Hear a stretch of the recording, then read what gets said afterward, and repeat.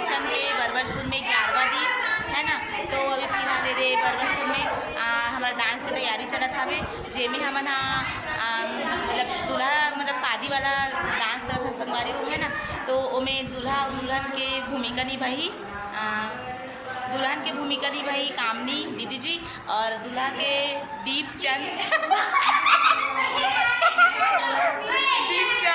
जी है ना। और बाकी लोग आप लोग समझ सकते हो किसमें रहेंगे, डांस करेंगे या तो हल्दी लगाएंगे और ढेरीन का भूमिका निभाएंगे रेणुका दीदी जी और ढेरा का भूमिका निभाएंगे उधर आरती दीदी जी है ना। और हम लोग नाचेंगे, मैं नाचा। तो आप लोग चलो बने रहा ब्लॉग में, आप लोग बहुत ज़्यादा आज इंजॉय करें मिली। आज के ब्लॉग में बहुत ज़्यादा मस्ती है ना। तो आज लास्ट दिन है हमारे प्रशिक्षण के, तो बहुत ज़्यादा कार्यक्रम में संगवारी हो। हमारे मन के लुक भी आज के थोड़ा से अच्छा रही, मराठी साड़ी के लुक में आप मतलब दिखाई देवो हमन है ना दीदी। Bye bye. हाँ का हाँ तो अभी फिलहाल अभी हम पहले नहीं, हम सिर्फ डांस की तैयारी करते हैं हमन है ना।